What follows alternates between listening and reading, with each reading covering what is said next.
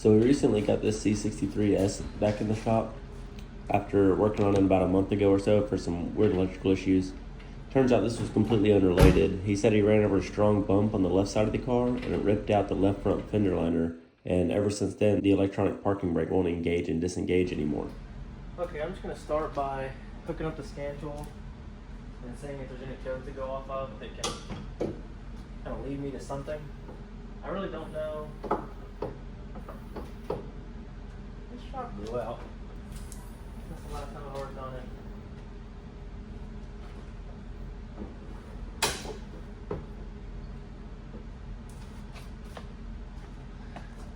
I just had it a couple weeks ago, maybe a month or so. Look. All the juice came out, totally blown. This is as far up as the hood goes. And that's in full open position. It should be stationary here, but it's not. You didn't see anything down here in this area? Anything obvious at least? I mean, the fender liner's still there. The front section's kind of missing, but I don't see any dangling wires or anything obvious. And I'm really kind of curious what this is going to be, but it's crazy how some things link together that you would never think would be associated with each other. But let's see what kind of fault codes it has.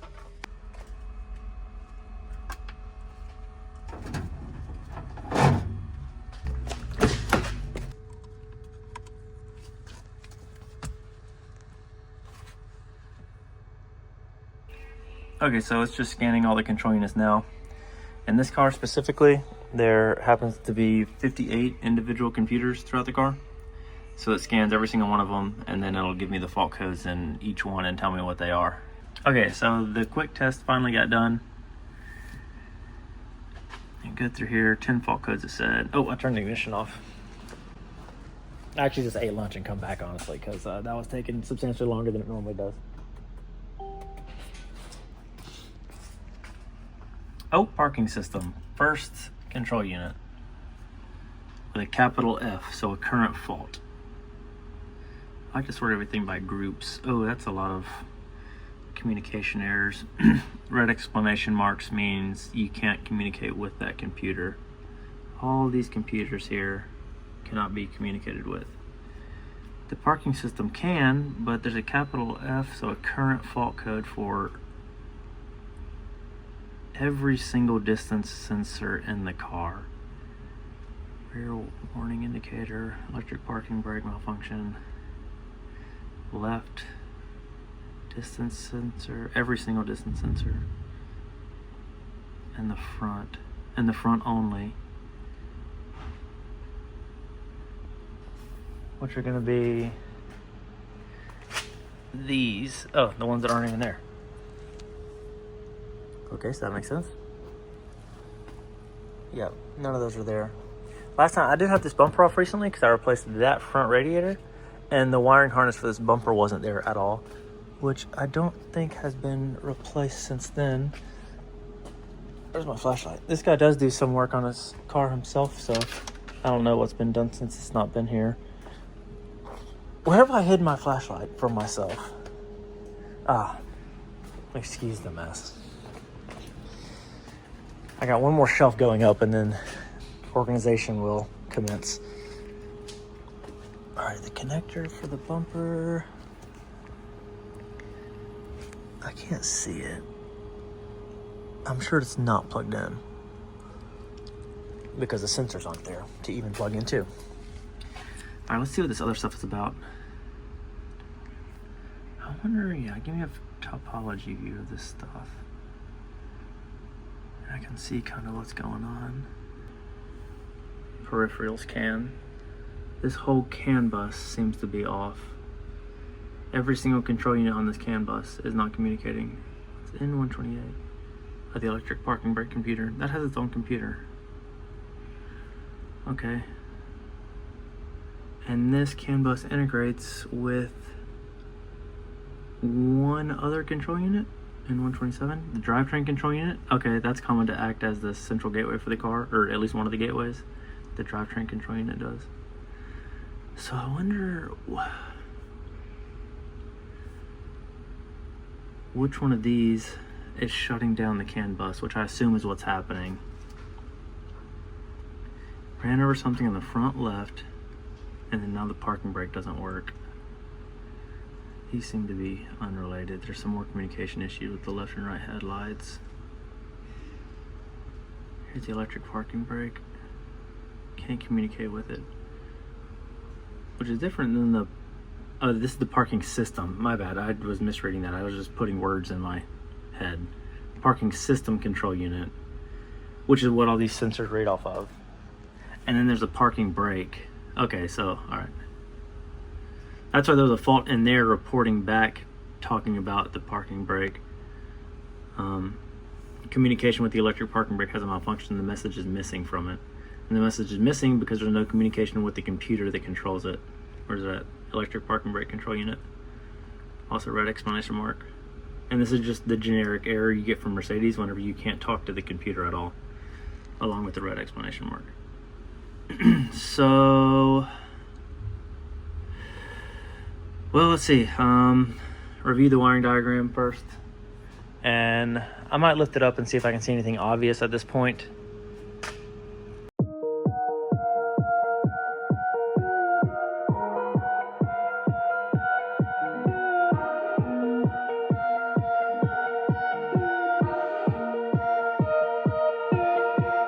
All right, so just taking a gander under here.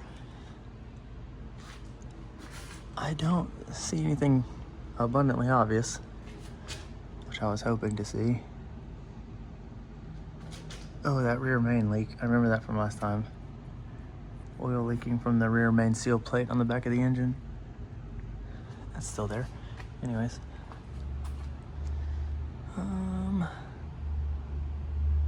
He said it was the front left fender liner, and I see it's ripped out. Yeah, this one looks fine.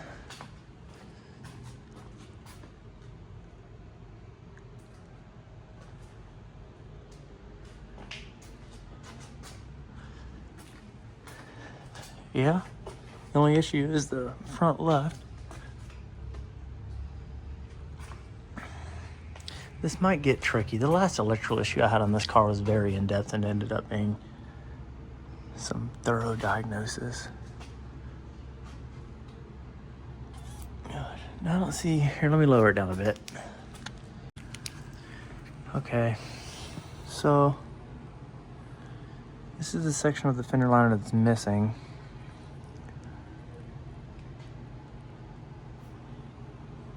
The closest wiring harness is this one, and it all looks perfectly fine. Nothing's ripped out from there, or I just can't imagine. I mean, it's got to be something, obviously, but like, I just can't imagine what wires going through what section of what harness would have either grounded out or shorted or like something to bring that entire CAN network down for the parking system. I mean, it could be a coincidental issue, but I doubt it. No, it can't. He said literally he hit something with this side of the car, like these two wheels, this one specifically, and it ripped this fender liner out. And immediately after that, that warning light came on, and it's been on ever since, and the parking brake doesn't work. So it's got to be something related to that. So, something... Oops. I didn't mean to zoom you in. Where are we at? Something in this general area.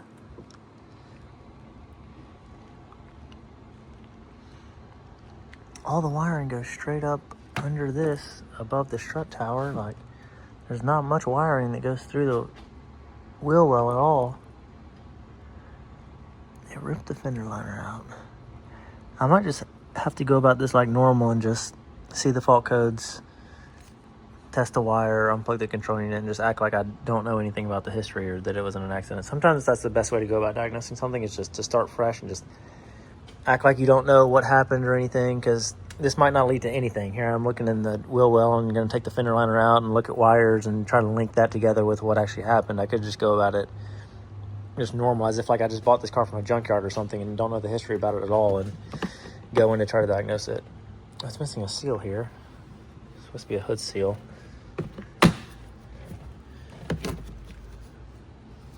No, dude, like...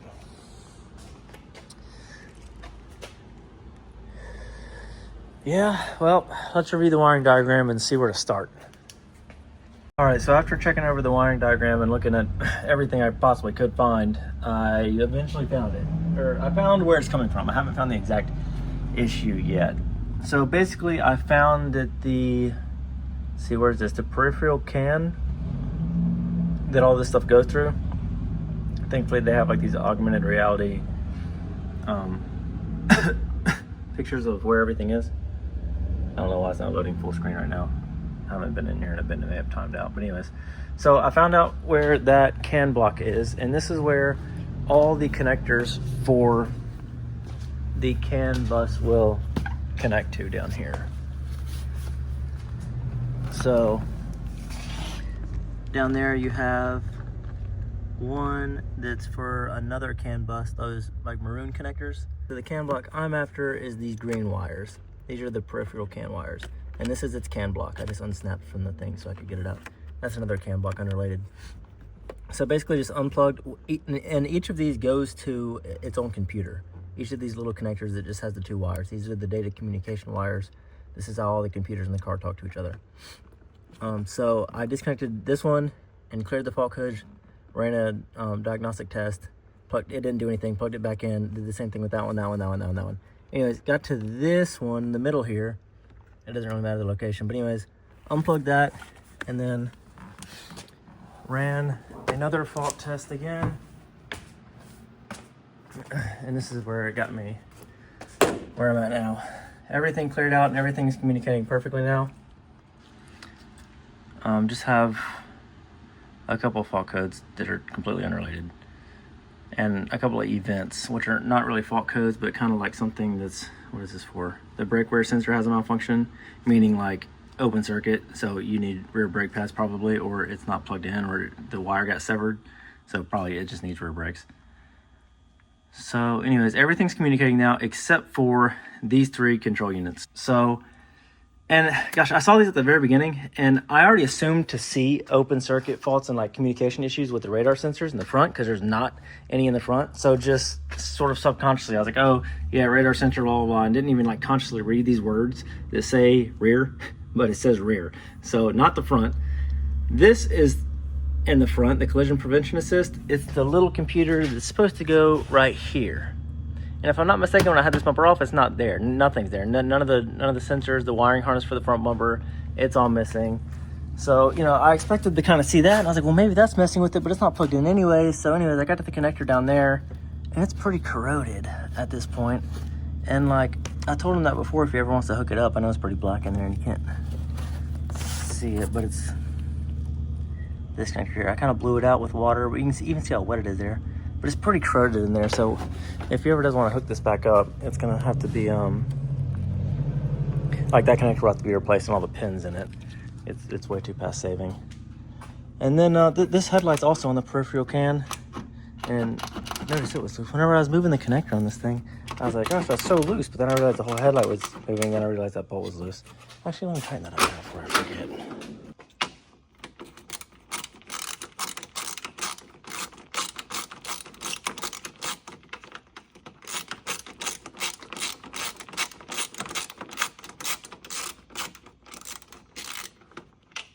Well,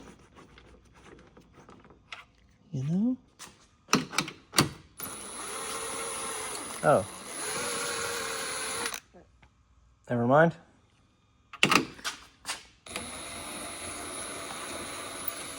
It's stripped. So that's why that's loose. Anyways, totally unrelated. Totally not me, because I tightened those down whenever I put it together. Anyways, so yeah, found that to be not communicating, which is obvious. And then found these two to be totally separate, not piggybacking off this one, which I was thinking, I don't know, they're just close together, and I already fully expected to see radar faults. But anyways, so I actually traced those down, and yeah, so those are the rear ones. In the rear bumper, you have two different control units here. Where did I find those? Here in the back bumper, you have one there, and then one on the other side as well. Yes, right rear outer radar sensor, and then the left rear outer radar sensor. Anyways, traced those wires back, and then found cross-referenced those with the wiring diagram, found where the connector is located, which we're not loading still, but it's right there. In the back, totally not even in the area that I was starting in anyways. So unplugged this connector, which I'll show you under the car, and made sure there was no fraying on it or anything that could have, I don't know, maybe whatever it was he hit, it could have grabbed it in the rear too, but it wasn't like that. It's pretty far up, pretty far out of the way. But anyways, unplugged that connector and then plugged this connector back into the CAN block and started the car like normal, and it's fine. Like, no fault codes. The parking brake works now. Where are we at? Engages and disengages. And then tested the wires down here to make sure they're okay. And they are. So they're not shorting on each other or anything like that. So the wiring back to the back bumper is okay. And every other control unit is okay, other than obviously the one that's missing in the front bumper.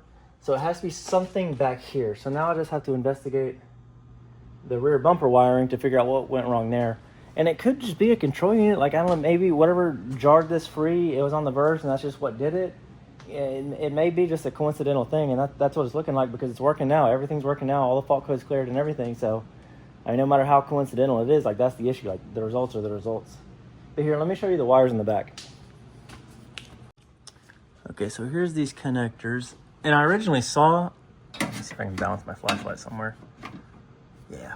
I originally saw this grommet here wasn't plugged in anyway, so I guess this bumper's been off before and this wasn't plugged in right. It was about how it is actually sitting right now. So I just fished these connectors out. They're supposed to be on the inside of the car, which they are, but there's just a hole up there that's supposed to be plugged, you know, by this grommet. Unplugged the connector that those wires go through, which is this guy with all the pin connectors, but it only has 4 wires on it. Anyways, it's these 2 wires there. Just poked one in there, poked one in the front, and made sure that I'm poking into the right wire, and that is where the wires go. It got perfect continuity, so it could confirm that. So then the issue is somewhere after this point. So that's where I'm at now. So somewhere from this wiring on, from this connector on, is the issue. Wherever this wiring goes, it goes to that control unit up there, where that big connector goes, and should have another one over here. So one of these may be internally shorting or like feeding back voltage on that communication line and causing an issue with it, but it's gonna either be something in this bumper wiring or in one of the control units. And I'm pretty much there. So let me just finish diagnosing this and get the final results. It always ends up being something like extravagantly complex with this car. I never get away with that. Same with the radio issue that happened last time, that like he would be driving and just super randomly, like the instrument cluster would shut off and everything would like turn off and flicker and then come back on. And then it ended up being like an internal control unit fault with the radio. I ended up unplugging that and plugging it back in and going to verify it. I was actually just trying to get a before video shot for the video, because I didn't get a before of it because it's so intermittent, and I could never get it to do it again. I was like, man, here you go, like, you know, order a radio, and it hasn't done it to me ever since. And ever since then, it's literally never done it ever again. So maybe it just needed like a hard control unit reset where you physically unplug the thing and plug it back in, because that's what I did multiple times throughout testing it.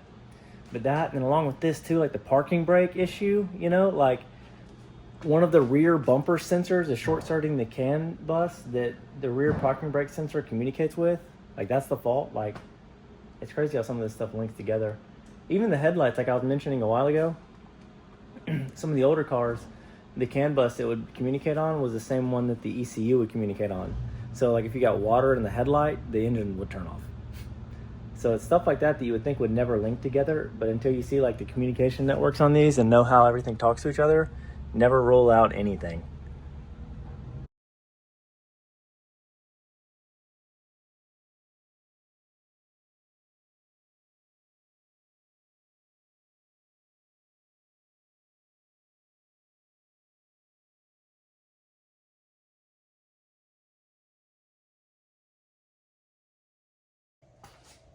Okay, so first thing I'm gonna do, which is the most unlikely, is test this bumper wiring harness. Make sure it's not grounding out anywhere maybe it was routed incorrectly and has been chafing on like a piece of the frame or something like that. So let's see. Can't even see the colors of the wires, are so dirty. Let's see, this wire should be the same. This wire.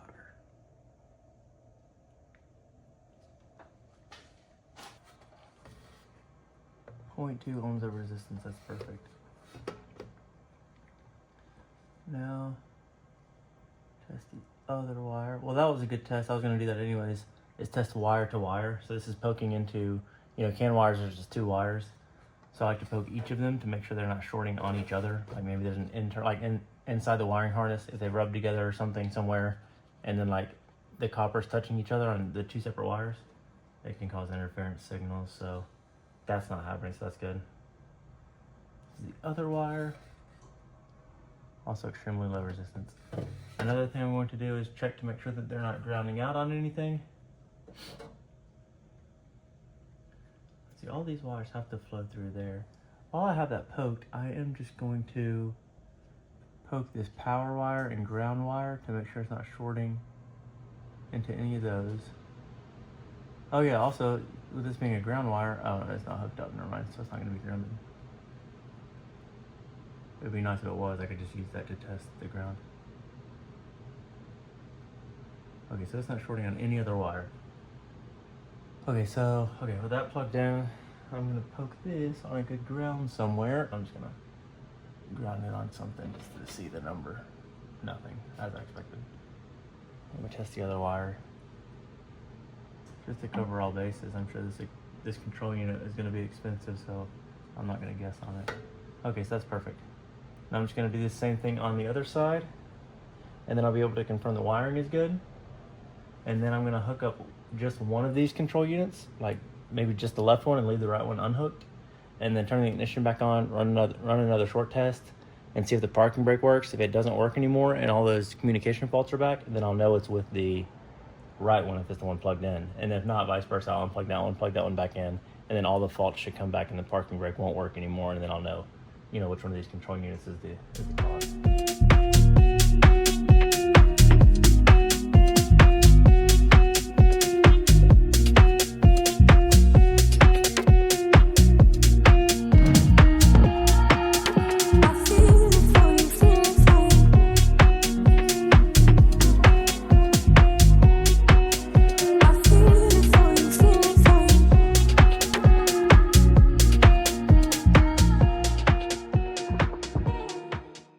Okay, yep, just as I suspected, all the wiring is fine. So, let's see. It really doesn't matter at all. I guess I'll hook up the left side first.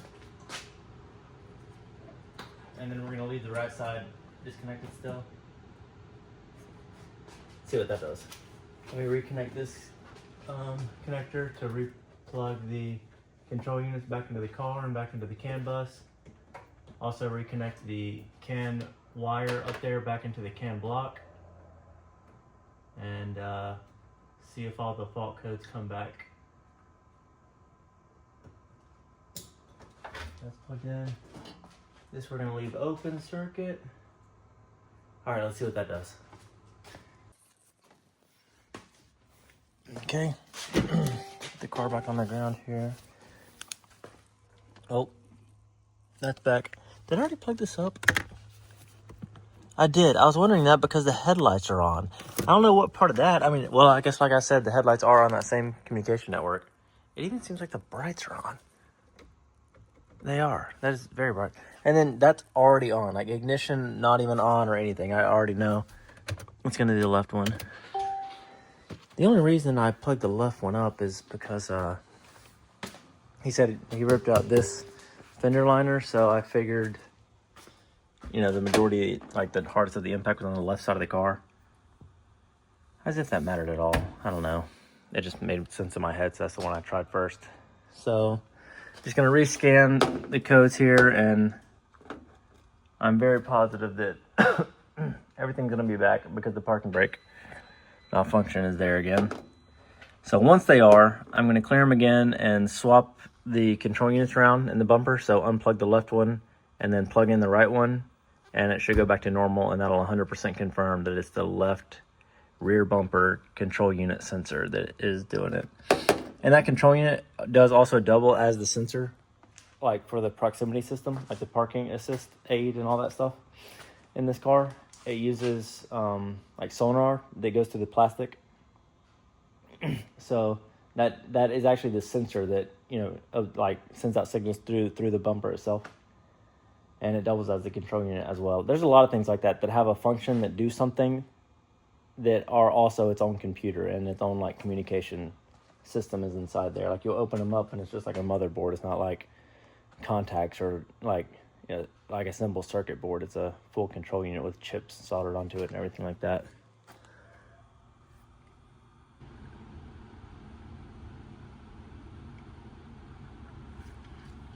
Okay, so let's see what we've got.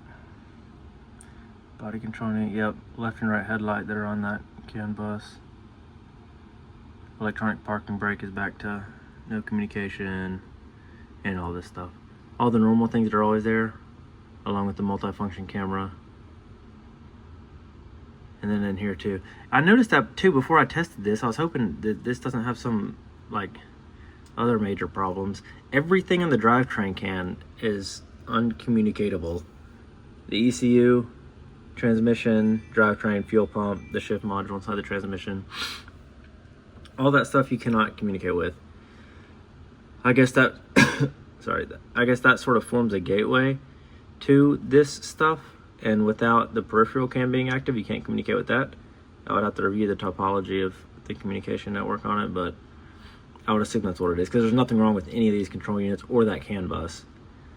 But you might get there through the pathway of the peripheral CAN, the CAN that's down, and you can't communicate with like the drivetrain CAN, which does have its own CAN that all these computers talk on. But if the gateway to get there is messed up, then of course you can't gain communication with it. You can sort of think of it like a bridge system, and like each of these cities are on a bridge. Like each of these are buildings in a city, like on an island city, and then like each of these are also each buildings on an island city.